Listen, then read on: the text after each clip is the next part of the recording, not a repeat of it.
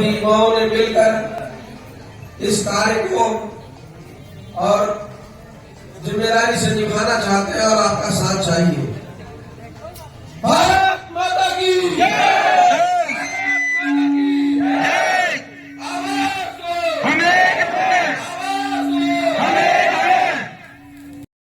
अभी अधिकार मांगने चले जाओ या आप ट्विटर पे कोई बात लिख दो या बिजली को लेकर कोई चीजें लिख दो, आप रास्ते को लेकर कोई चीजें लिख दो या सुविधाओं को लेकर लिख दो, तो हमें कहा जाता है अवैध कॉलोनी में रह रहे हो आप लोग। मैं कहता हूँ अगर हम अवैध है तो हमारा वोट कैसे वैध है? हमारा वोट कैसे वैध है? हमारा वोट भी अवैध होना चाहिए। कॉलोनी के अंदर बूथ नहीं होने चाहिए जहाँ वोट डालते हैं। गलत कर रहा हूँ बताओ। हमारे एक भाई ने बिजली को लेकर मीटर की कंप्लेंट डाली। मीटर में अगर समस्या है तो बिजली विभाग देखेगा कि नहीं देखेगा? तो कौन देखेगा? बिजली विभाग देखेगा, ये सच है। लेकिन बाद में उसके पास फोन आता है, उसको डरा देगा। कौन डराता है? ये अधिकारी कहते हैं दोबारा ट्विटर पे मत डालिएगा, क्योंकि हमारे अंदर नहीं आता, क्योंकि ये दूर क्षेत्र में आता है। 7000 मीटर है कॉलोनी के अंदर, है कि नहीं है? आजकल ग्रुपों में चल रहा है 7000 मीटर का जो है प्रमाण है कि इस कॉलोनी के अंदर 7000 मीटर है। मैं कहता हूं आपको पहले ही सोचना चाहिए था कि अगर ये अवैध है तो मीटर क्यों लगाए। आज आप मीटर लगा दिए हो और बाकी जनता को ऐसे ही छोड़ दिए हो। मैं कहता हूं हमें 400 रुपये वाला सुविधा नहीं चाहिए, क्योंकि 400 रुपये हम दे रहे हैं, ऐसा लग रहा है कि हम सम्मान से जी रहे हैं। मैं बताऊं आपको चोरों की नजर से देखा जा रहा है। सरकार की नजर में हम चोरों की नजर से देखे जा रहे हैं। मैं कहता हूं अगर आपके यहाँ मीटर लगा है, कोई अधिकारी आ जाए, कोई डीएम आ जाए, कोई बिजली विभाग वाला आ जाए, अगर आपके मीटर यहाँ लगा है आप ईमानदार हो। लेकिन अगर आप यही 400 रुपये देकर चला रहे हो, आप चोर हो। सरकार की नजर में आप चोर हो। क्या आवाज नहीं उठानी चाहिए कि हमें बिजली का सरकारीकरण करा जाए?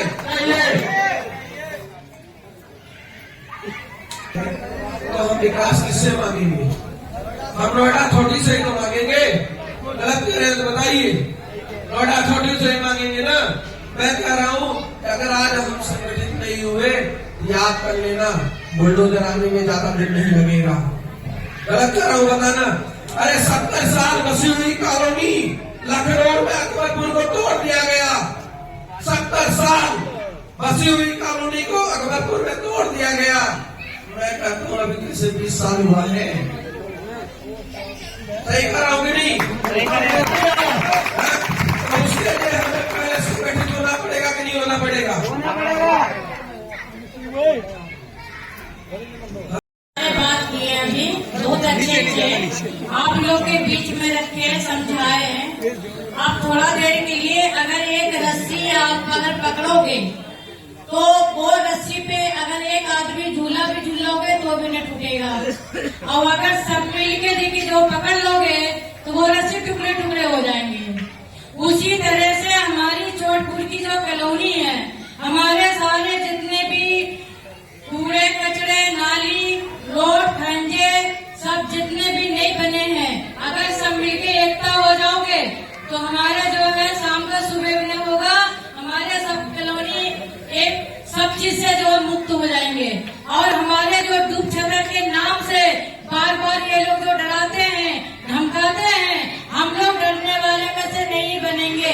इसलिए 2012 में हमने भी बहुत सारे पापड़ बेले थे। जब हमने राशन कार्ड की फॉर्म भरे गए थे, उस टाइम कॉलोनी में दोनों जो हमारे दोनों डीलर भाई साहब हैं, वो लोग ने जो है मुझे क्या कहते थे, मैडम आप जो है डूब छतर के नाम का जो है राशन कार्ड नहीं बनेंगे। मैंने भैया एक बात बताइए, आप लोग का जो बहलोपुर गांव है वो भी तो डूब छतर में है। अगर के हमारे चोटपुर की कॉलोनी बस रही है तो वो डूब छतर के नाम की आ गई। फिर कहने लगा कि चलो देख लेते हैं, कागज लगाओ। फिर हमने वो फॉर्म भरे। अब भर के उसके बाद हम दादरी पहुंचे।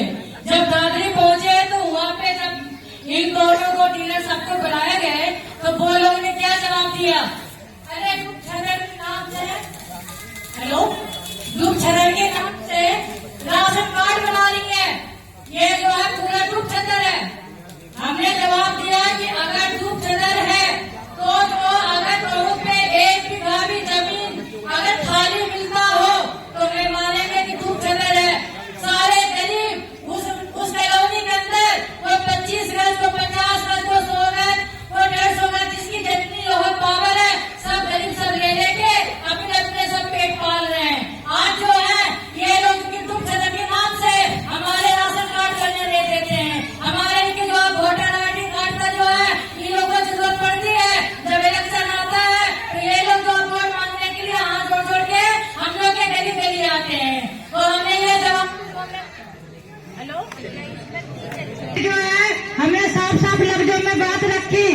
भिखारी के सामने में, दादी वाले जो डीएम साहब थे उनके सामने में हमने बात रखी कि अगर देखिए हमारे कॉलोनी में 1 बीघा भी जमीन अगर खाली मिल जाए तो हम देखिए जो आपकी गुलामी करेंगे और नहीं तो हमारे जितना भी जो है गरीब लोग बसे हुए हैं कॉलोनी में, आप जाके सर्वे करके देखिए, आप मेरे साथ चलिए।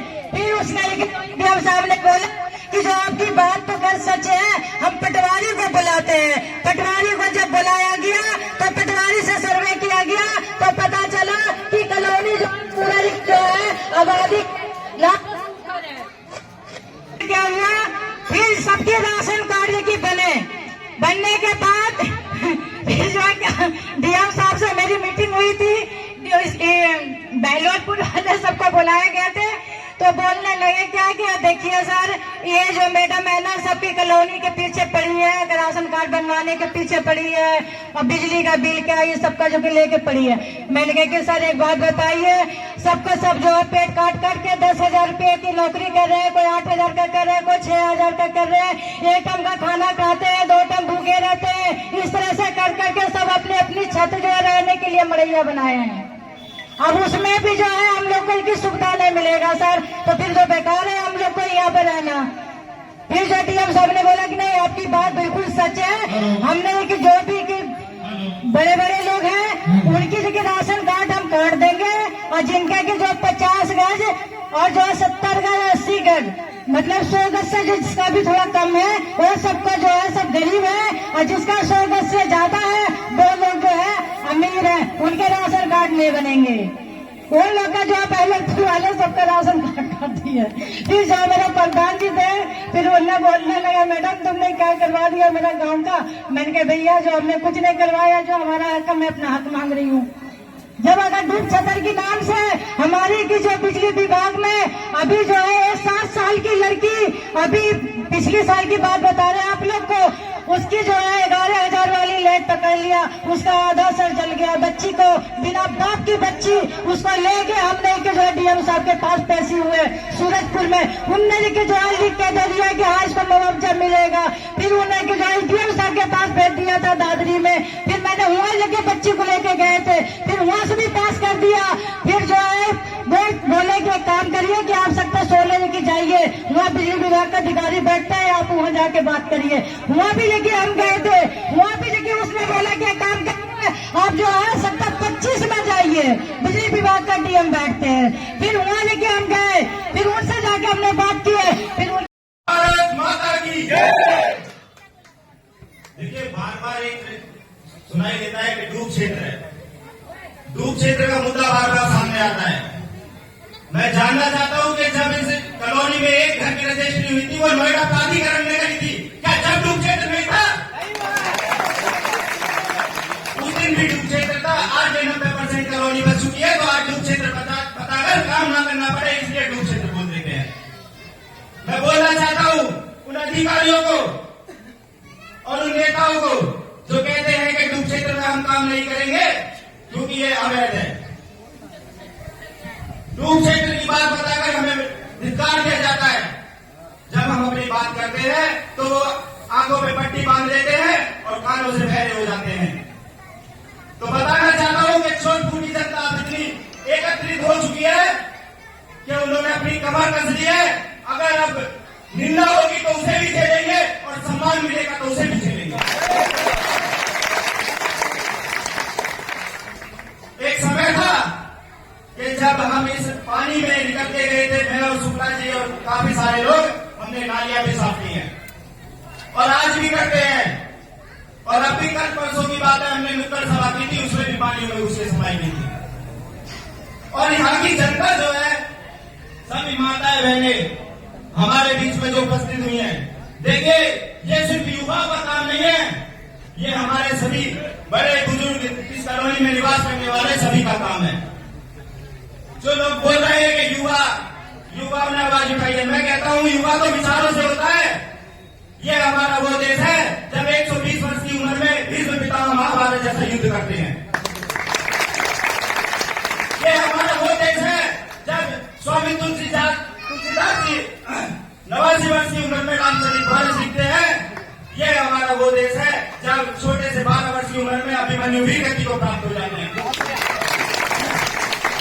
तो ये युवा विचारों से हैं, उनसे अंदाजा नहीं लगा सकते। और आज जो भी ये जनता हमारे बीच में माताएं बहनें ये सब एकत्रित हुई हैं, ये अब भी देखने में ऐसा लगता है कि उम्र बेशक ज्यादा हो गई है पर विचार आज भी जवान है, आज भी युवा है। और युवा जो विचारों से होता है वो अपनी उम्र का लिहाज न करते हुए अपने समाज का सेवा में हमेशा समर्पित रहता है। विकास की नदियां गली गली बहेगी और ये सिर्फ युवाओं की लड़ाई नहीं है, और रहने वाले चोटपुर में रहने वाले हर उस सामाजिक आदमी की लड़ाई है जो इसमें निवास करता है।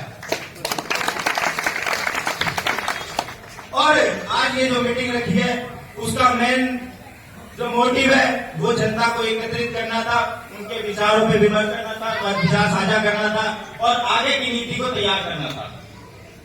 तो एक बात कहना चाहता हूं कि काफी समय हो गया है इस क्षेत्र में रहते रहते, लेकिन क्या होता है कि एक रोड दे दिया काम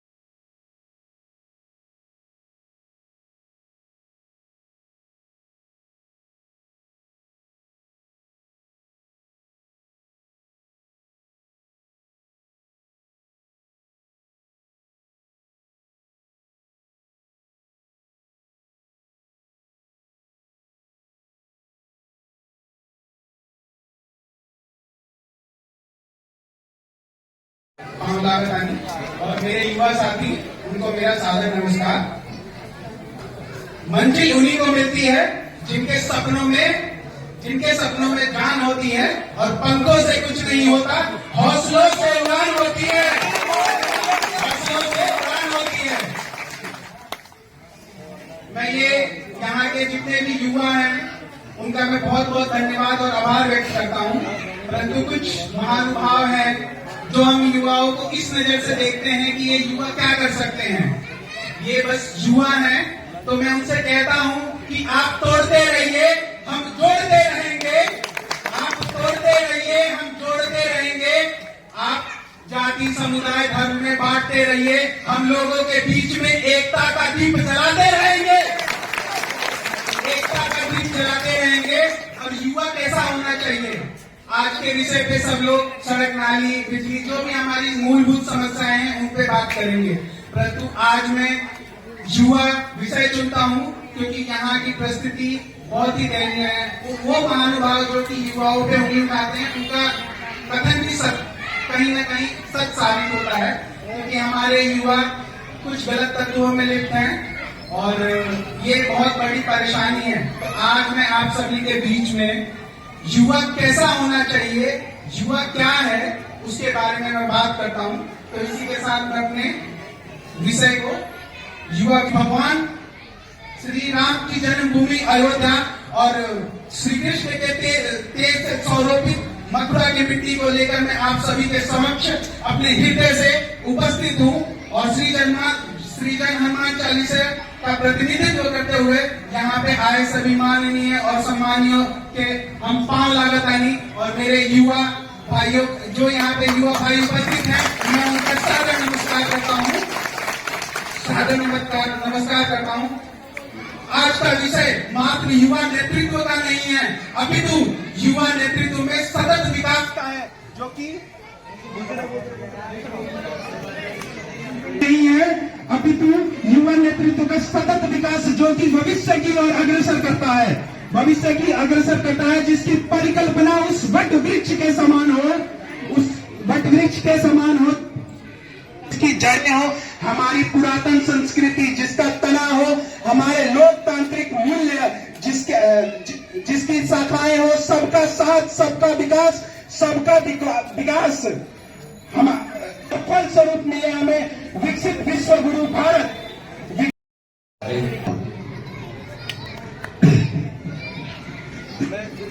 लाइफ पे चर्चा कर रहा है।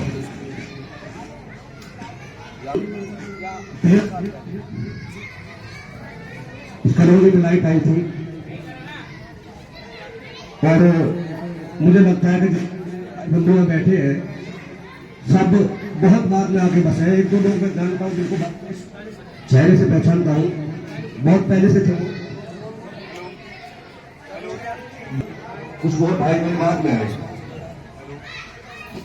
सबसे पहले 2005 में मेरी बात थोड़ी लंबी होगी, मैं कुछ बताना चाहता हूँ, मेरी बात थोड़ी लंबी होगी, मैं कुछ बताना चाहता हूँ, कुछ चीजों पर प्रकाश डालना चाहता हूँ। 2005 में हमने अपने हमारा दूध का काम था, हमने अपनी भैंसों की डेयरी बनाई, पिताजी प्रधान थे गांव के। मैं कुछ जिम्मेदार व्यक्तियों से मिला, कुछ हमारे पारिवारिक गांव के लोग भी थे और आपके बीच में कुछ लोग थे जो आपके बाहर के लोग थे, वो भी थे। और मुझे अभी भी याद है इसी रास्ते पे थोड़ा सा आगे रवि यादव को जानते हो कोई, तो उनका ऑफिस था, यहाँ भी मीटिंग की और कुछ लोग ऊपर के थे, जगह जगह लोग सुनाई थे। तो कुछ लोगों ने कहा भाई साहब कुछ नहीं होना, ना के विश्वास रखे सब कुछ होगा। जिम्मेदारी उठाई मैंने और आज तक भी आपके बीच में जिम्मेदारी का बहुत जिक्र लगे हुए हैं। मैं इस बात को इस विषय में रख रहा हूं आपके में, इस बीच में इसलिए रख रहा हूं कि मेरे भाई कुछ बैठे हैं, मैं पहचानता हूं उनको। एक ग्रुप बना हुआ है अपनी कॉलोनी के बीच में, बिजली माफिया। मैं आपको माफिया लग रहा हूं, क्या बताइए भाई? मैं आपके बीच में इसलिए आया, मुझे बदनाम किया था। मैं सोचता सुना का प्रोग्राम मैं क्यों जाऊँ? अरे मेरे सब अपने लोग नहीं, मैं क्यों आऊँ? मैंने झूला स्पेशल बोलता मैं जरूर आऊंगा। जब मुझे अपनों के बीच में बदनाम किया जा रहा है कुछ लोगों से, तो मैं क्यों ना हूं? मुझे तो अपनी बात करने का अधिकार है लोगों के बीच में। बिल्कुल सही परिवार है मेरा, मैं मेरे परिवार के लोगों से बात करूं। जब मेरे यहाँ आपके यहाँ मैं रह रहा हूँ, मेरा परिवार जिस में रह रहा है